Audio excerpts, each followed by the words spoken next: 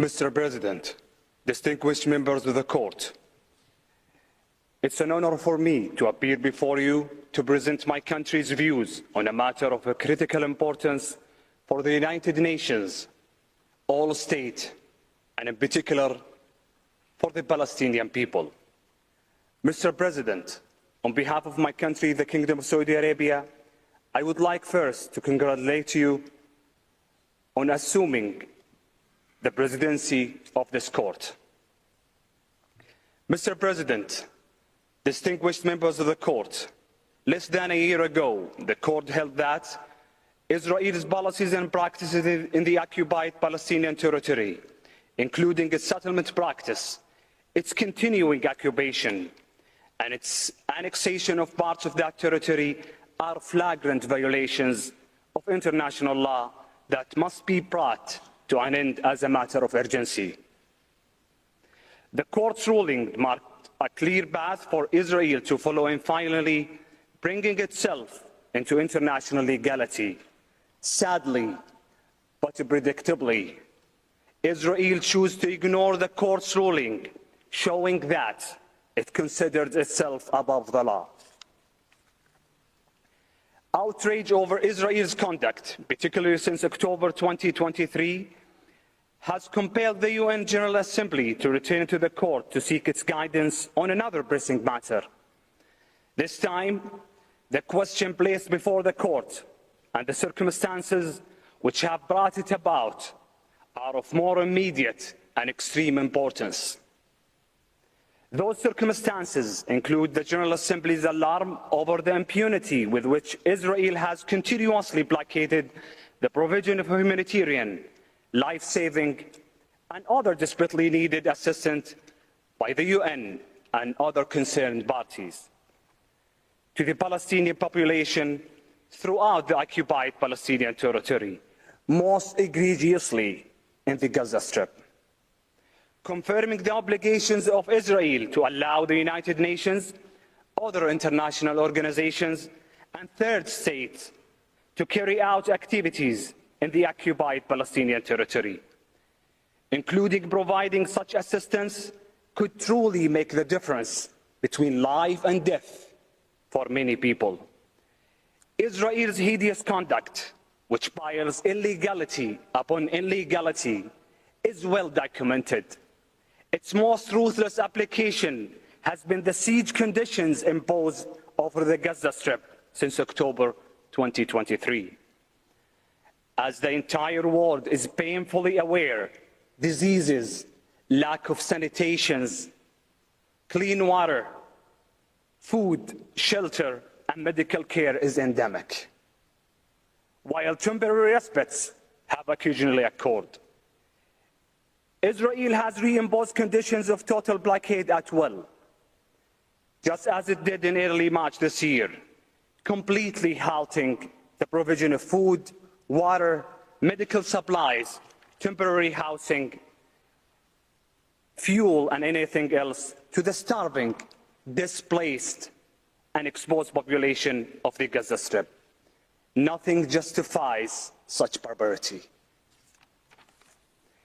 Israel's blockade of humanitarian assistance and simultaneous brutalization of the civilian population throughout bombardment can only be understood as two components of a single enterprise, namely a means for bringing about the ethnic cleansing of the Gaza Strip, displacing or killing its Palestinian population to make room for Israel to settle and annex the territory.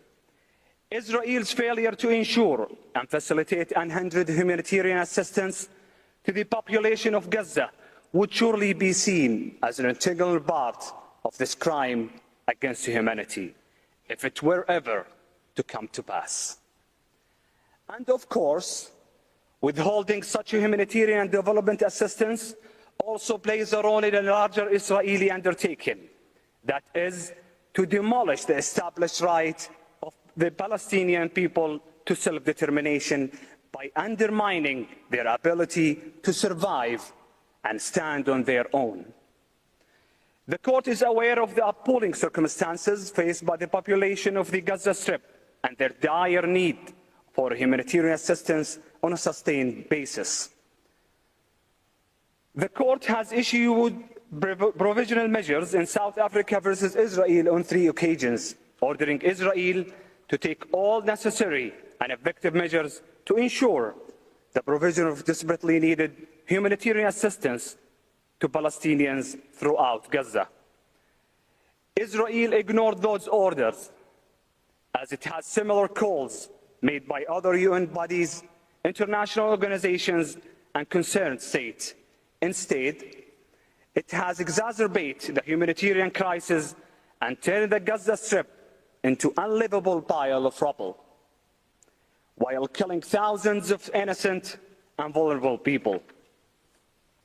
Mr. President, distinguished members of the court, on or around April 15th of this year, the Palestinian death toll in the Gaza Strip reached a grim figure of 51,000, some 15,000 of them children. Over 116,000 people have been wounded. These figures increase every day, even during the short periods of so-called ceasefire. It's not difficult to understand why, as the Israeli military has removed all restraints on killing innocents. It has conducted over 40,000 airstrikes on the tiny strip. Terrifyingly, it employs artificial intelligence to determine who to kill and who to spare. Establishes kill zones where anyone crossing invisible boundaries, even women and children, is shot on sight.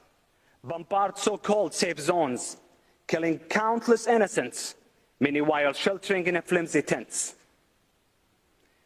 And denies requests by international organizations to import equipment required to clear the estimated thousands of unexploded Israeli ordnance scattered across the Gaza Strip, which have killed or maimed numerous innocent Palestinians. Adding to these catastrophic conditions has been the systematic destruction of hospitals, water infrastructure, agricultural land, bakeries, homes, and other vestiges of life throughout the territory, creating conditions of suffering, disease, and starvation. The request now before the court seeking to clarify the obligations of Israel to allow international organizations and states to provide humanitarian assistance and operate within the occupied Palestinian territory, including Gaza, must be seen in this context, as it explains why the request has such urgency and importance. As shameful as Israel's conduct towards the Palestinian people is, the harm it caused them not the only damaging consequences of that conduct, nor the only reason why the question before the court has such importance. Another critical reason to establish the scope of the Israeli obligations encompassed by the General Assembly's request is to clarify the legal framework for evaluating Israel's actions against the UN and other international organizations and third states seeking to assist the Palestinians within the occupied Palestinian territory. Israel's hostility towards the UN is too lengthy to summarize here.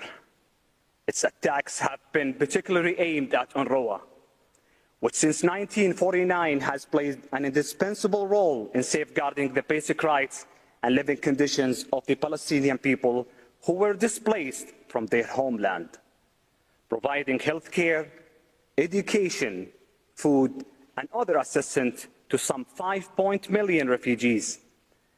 As emphasized by the UN Secretary General, when it comes to providing humanitarian relief and assistance to the people of Gaza, there is no realistic alternative to UNRWA.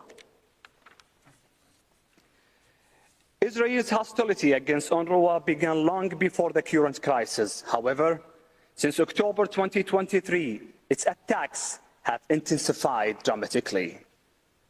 Israeli forces have killed over 200 UNRWA employees, attacked and destroyed their premises, ransacked their warehouses, and denied entry to UNRWA relief supplies, Israeli police have stood by while UNRWA's premises in Jerusalem were attacked and burned by an Israeli mob.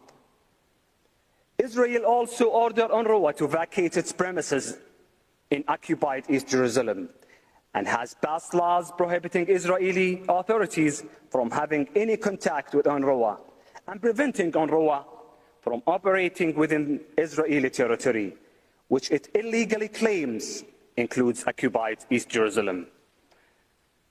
The excuses Israel has given to justify its actions, claiming that UNRWA lacks neutrality, promotes biased narratives, and is infiltrated by Hamas, have been addressed by the UN and discredited. Moreover, an independent review led by the former French foreign minister found Israel's allegation to be unsubstantiated and lacking of any credible evidence. The fabrications underlying Israel's action against UNRWA and against the UN more generally cannot be seriously doubted. What those actions establish, however, is the court's opinion about Israel's obligation encompassed with the General Assembly's request is urgently required, not just to prevent further harming the Palestinian people's right to receive humanitarian development support, but also to safeguard the legal foundation in which the UN and other entities conduct humanitarian activities. Turning to the court's jurisdiction, our views and the views of almost every other state participating in these proceedings are in agreement that, given the legal questions raised, the court has jurisdiction to issue the requested advisory opinion, and that there are no compelling reason for it not to do so. On the contrary, given the inhumane conditions to which Israel has subjected to the Palestinian people, most terrifyingly in the Gaza Strip, we respectfully submit that the court is under a duty to issue its opinion so that Israel's obligation to ensure and facilitate the provision of humanitarian assistance by the United Nations, other international organizations, and third states are made clear.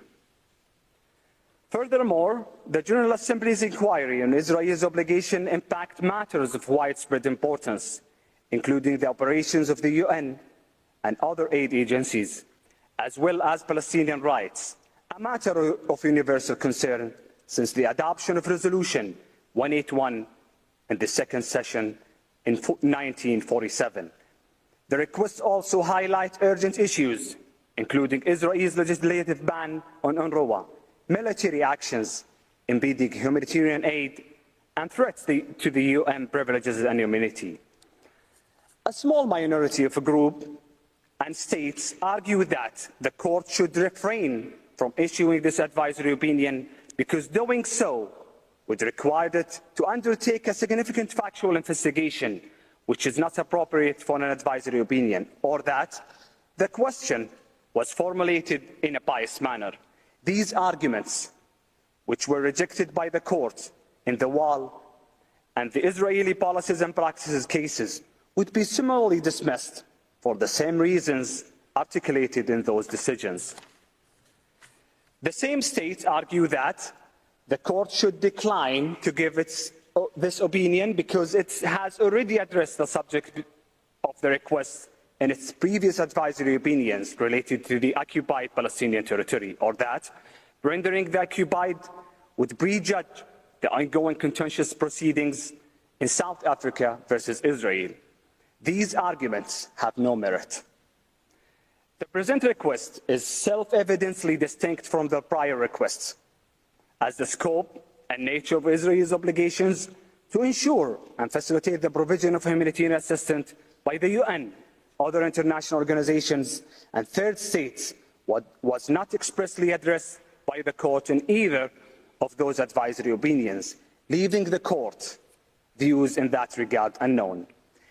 As for the argument that these advisory proceedings would prejudge the outcome of the genocide case, that argument fails for obvious reasons. As for the argument These advisory proceedings would prejudge. In South Africa versus Israel, the court is called upon to interpret and apply the Genocide Convention and to determine whether Israel's conduct in Gaza engage its international responsibility under that convention. To a significant extent, the answer to that question is whether the requisite intent under Article 2 of the Convention can be attributed to Israel. The answer to the questions raised in these proceedings, which are broadly focused on identifying the obligation of Israel to ensure and facilitate humanitarian and other assistance throughout the occupied Palestinian territory, and do not ask the court to determine Israel's responsibility under the Genocide Convention, and would in no way prejudge that narrow question. Turning to the question before the court, I will highlight only a few key points. First, as an occupying power, Israel is bound by international humanitarian law, in particular the Hague Regulations of 1907 and the Fourth Geneva Convention. Under those norms, and at the bare minimum, Israel must guarantee the basic needs of the population in the occupied Palestinian territory at all times, including the provision of food, water, shelter, and medical supplies. It must allow medical personnel to carry out their duties and must not adopt measures amounting to collective punishment. But Israel's obligations do not end there. Pursuant to Article 59 of the Fourth Geneva Convention, if an occupying power is unwilling or unable to fulfill its duty to provide the whole or part of the population of the occupied territory with essential supplies and services, as obviously the case in Gaza, it has an absolute duty to facilitate such provision by international organizations or third states. These obligations are unconditional and are supplemented by Article 69 of Additional Protocol 1. These obligations are, in the case of Israel, complemented by the duty of raising under Security Council resolutions not to obstruct, attack, or impede organizations and states from providing urgently needed humanitarian development assistance to the population in the occupied Palestinian territory.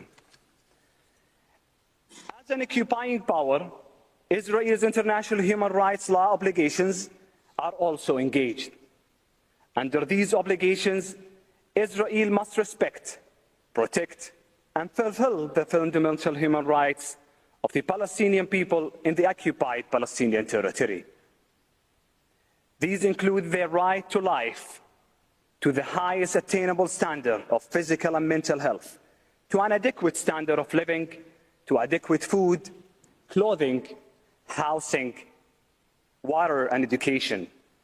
The obstruction by Israel of efforts by international organizations, including the United Nations, or by third states to provide basic services and assistance to the Palestinian people under occupation in order for them to enjoy such protected human rights entails a clear violation of Israel's human rights obligations.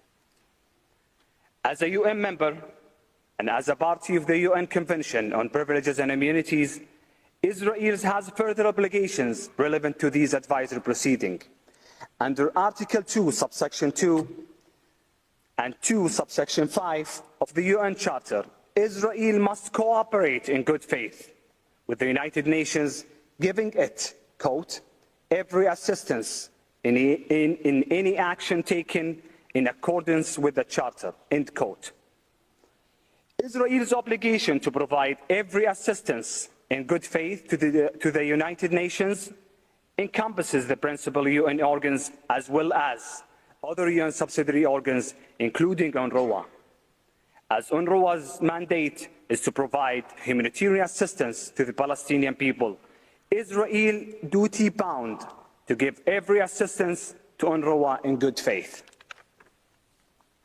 The attempt by certain states in these proceedings to limit Article 2, subsection 5, as only applying to enforcement action by the Security Council pursuant to Chapter 7 of the Charter is incorrect and contrary to this Court's interpretation of that provision in the Reparations Advisory Opinion. Under Article 25 of the Charter, Israel has also agreed to accept and carry out the decisions of the Security Council. Israel must therefore comply with the Security Council resolution demanding that it give unhindered access to those providing humanitarian assistance to the Palestinian people. Israel also has a duty to guarantee that the UN enjoys the legal capacity necessary for exercise of its functions and fulfillment of its purposes. This duty is enshrined in Article 104 of the Charter and Article 1, Section 1 of the Convention on Privileges and Immunities. Moreover, Israel is under a duty to guarantee the United Nations and its officials the privileges and immunities necessary for the fulfillment of their functions. The obligation is contained in Article 105, subsection 1 of the Charter and was further developed in the Convention on Privileges and Immunities. That convention provides that the United Nations, as well as its officials, property, and assets, are immune from every form of legal process.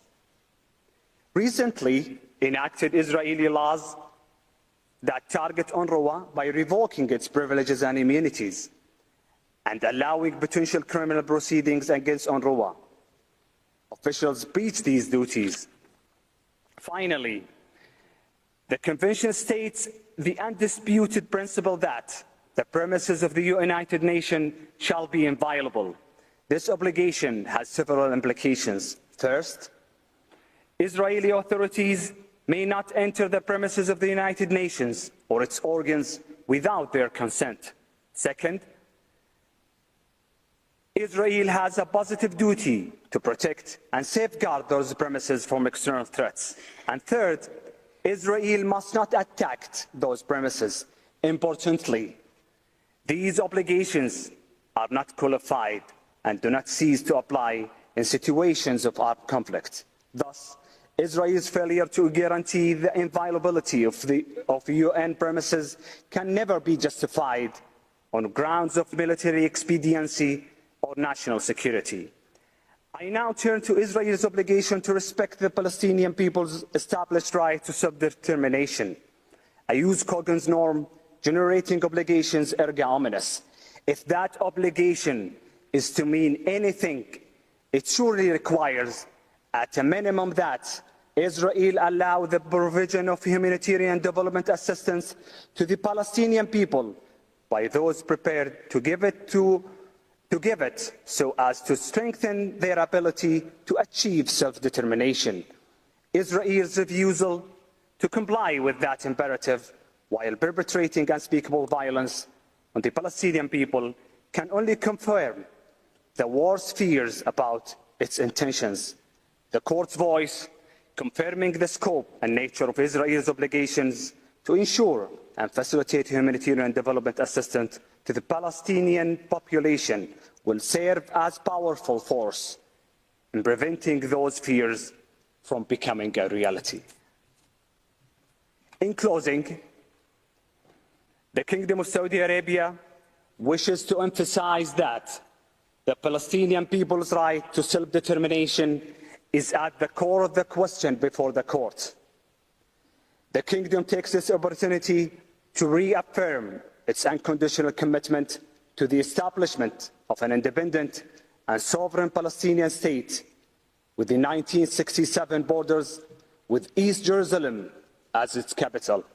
This unwavering position is non-negotiable and is not subject to compromises. Mr. President, distinguished members of the Court, thank you for your attention. This concludes the statement of the Kingdom of Saudi Arabia.